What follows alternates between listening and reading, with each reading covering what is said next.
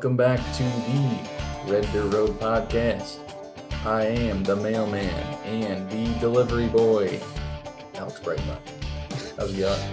I'm good. How are you, Marshall? Good to be back. Good. It is Monday. We are recording. Got a lot of snow here in Yeah. Ohio. Ton of snow. Cold. Yeah. Part of me is happy that it came on this Monday because I work from home. So it's like perfect because I don't really leave the house. Don't got a But shovel or none. don't have Yeah. to shovel, don't have, we live in an apartment. So they do all that, nor do I really, I got boots if I really need to walk in the Uh-huh. snow. But part of me also, kind of wanted the snow to come on the weekend so I can go sledding a little bit. Yeah. That's going to be not too many more chances for that. It's going to be getting warm enough for the snow to melt here before too long. Yeah, I know. And that's always sad to see the snow start melting. But I mean, I don't know. I think we got a couple more weeks in there. I mean, I'm in Massachusetts right now. We're supposed to get some snow, but I haven't really. Well, we're supposed to get some later in the week. This storm, I think, is going to be a little bit of a mix of rain and snow. Like whatever you just got, we're getting what's left of it. There's a lot. Be ready for that. So this we are getting into this Brooks and Dunn song. I've got a lot to learn. One of the non-singles from the album. It is 2:54 in length, seventh song on the album, written by both Brooks and Dunn and Don Cook. And here is my breakdown of the song. Pull up the lyrics real quick. So it's kind of a slow ballad type song, 10-second intro.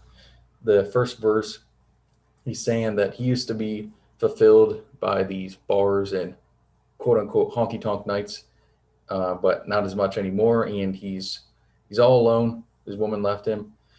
In the chorus, it says that he used to have a good woman, and he lost her probably from the days that he just mentioned of bars and drinking and stuff. And he says that when it comes to love, he's got a lot to learn. And second verse, he reiterates that he thought that she'd never leave, that she's a good woman, and that he wishes he got another chance, but she's long gone. And then it's got another chorus.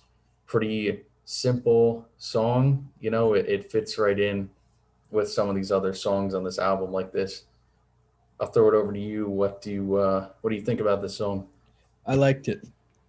I think, and I mean, maybe it's just because I found that I related to the lyrics, and I noticed Don Cook is appearing consistently on our radar here. So he did some good writing, I think, and good. I think the lyrics were really good, really relatable. And the reason I say that is because love is very much a journey. Like I think that you find we're constantly either redefining or learning new things about love and how we express love for people. And I think, this is a great song that kind of embodies that philosophy right there. I mean, because somebody leaves you, sometimes you just have to admit, like, hey, I don't know everything about love. And I related to this song because when it comes to love, as a young buck, you still have a lot to learn, because you think you know what it's all about, and then it hits you upside the head. And I mean, definitely a very relatable song, a very nice melodic song, I think. And good singing from Ronnie Dunn on that end. Some good soulful, perfect voice for the job right there. And I really did like the steel guitar, that little whiny, like crying steel guitar. I think really does add a lot of effect to this song, and just kind of what it, like, I don't know, just the aura of it. And that's all I got for this song. I think I'm not trying to beat a dead horse here. I think it's pretty good. I love this song. Highly underrated. I've loved this album for a while. But honestly, this song I probably slept on this song. I don't really remember it standing out to me. I never thought any of the songs were bad, but I probably would have grouped this song in with the other non-singles. But it's definitely the best non-single on this album so far. Might be, when it's all said and done, the best non-single on the album. Uh, Not sure yet. I haven't listened to the other two in quite a while. But yeah, I think it's a great song. It relates to me. It's a lot like My Next Broken Heart. Very Yeah, simple, like two verse song, I believe.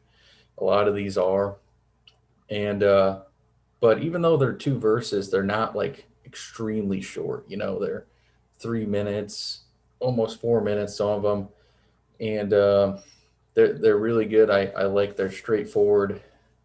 I don't have any complaints of it. It's a good country song that I'd love to listen to. Good early '90s country song, yeah.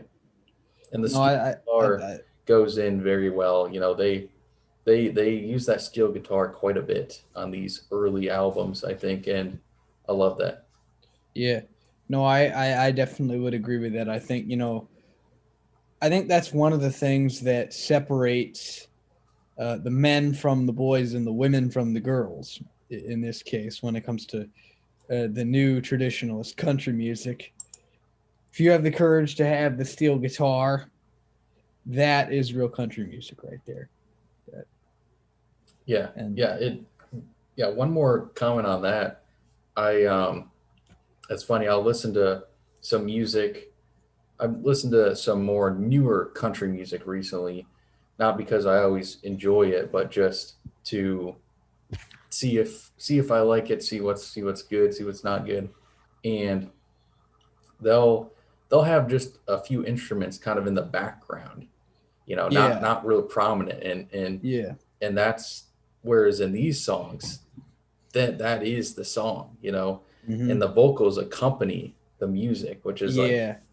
we've gotten too far from that. No, This, I think you're right there. You have a good point. I mean, the songs more have become, I think, a little bit more about the vocalist and about showcasing somebody's singing ability versus everybody blending together. More often than not, I feel like somebody's singing on a track and the song is pretty good, with the exception that it doesn't really fit or blend very well. Everything is supposed to kind of mesh together. And when you're focusing more on the somebody's singing voice at the expense of good instrumentation or a backtrack or something that, just to make it sound real, like, you're playing with the band. And I mean, I just think you can't really take the band aspect out of it. Like, you can do a whole bunch of stuff on a computer and call it country music, but I don't think it'll sound the same. Like. yeah, no, I agree. We're gonna get into more stuff like that. I feel like we always bring that up, so we'll get into more stuff like that later. But that's it for the song. Go check out Red Dirt Road Podcast Facebook group. It's been up for a while, and Red Dirt Road Podcast just Facebook page. Oh yeah. So go check out that, and we're gonna be both doing stuff like that. I'm gonna be posting the episodes and the songs that we're reviewing. Alex, we just talked. He's gonna be posting his weekly country music song that he's into. So Moving on up in the world. that's I'm getting the that's promotion. I'm not involved in that at all. No approval. So you don't know what he's gonna put on. Could be a 1940s Oh country dear. song. Yeah, Could be one that's unreleased. I don't know. We don't know. He doesn't know. we'll see. So until next time.